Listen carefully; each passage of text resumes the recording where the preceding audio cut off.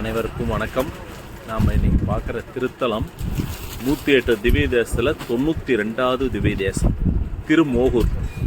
இது எங்கே இருக்குதுன்னு கேட்டிங்கன்னா, மதுரைக்கு முன்னால் 13 கிலோமீட்டருக்கு முன்னால் ஒத்தக்கடை அப்படிங்கிற ஊரில் இருக்குது. மிகவும் சிறப்பு வாய்ந்த திவ்ய தேசம். மூலவர் காளமேக பெருமாள், மோகனவல்லி தாயார், உற்சவர் ஸ்ரீ ஆப்தன், ஸ்தல விருட்சம் வில்வம்.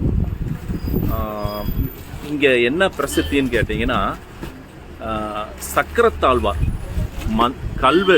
கல்லிலான ஆன சக்கரத்தாழ்வார் மந்திர எழுத்துக்களோட கூடிய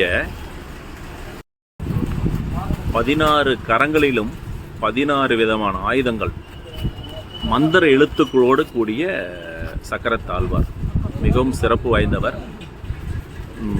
எதிரிகளிடம் தொல்லைகளிலிருந்து காத்தல், கண் திருஷ்டியிலிருந்து காத்தல், தொழில் மேன்மை, இவை இந்த சக்கரத்தாழ்வாருடைய பெருமைகள். இந்த கோயிலில் வர்றவங்க சக்கரத்தாழ்வாருக்கு சிறப்பு. அப்புறம் இந்த கோயிலுடைய புராண பெயர் மோகனபுரம்.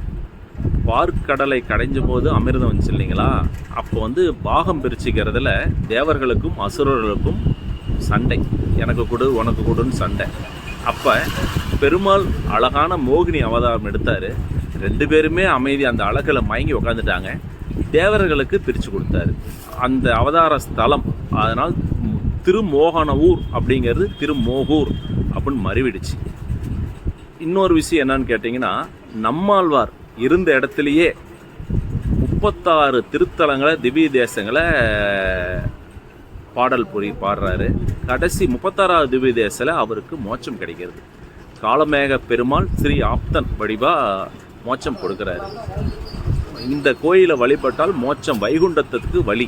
காளமேக பெருமாள் அப்படின்னா, காளமேகம்னா கருத்த மேகம், குளிர்ந்து. நம்ம இந்த பூவுலகத்தில் பல விதமான இன்னல்களில் கொதிச்சு போயிருக்கிறோம். வைகுண்டம் போகும்போது காளமேகம் குளிர்வித்து நம்மளை ஸ்ரீ ஆப்தன் அழைச்சிட்டு போய் வைகுண்டம் சேர்த்துவார். வைகுண்டம் வழி, வைகுண்டத்தை யாரை கூட்டு போய் ஆள் வேணும் இல்லைங்களா, அவர் இந்த பெருமாள் அந்த மாதிரி வழி விடுவார் அப்படிங்கிறது ஒரு நம்பிக்கை. நாம் சக்கரத்தாழ்வாரை கும்பிடுவோம்.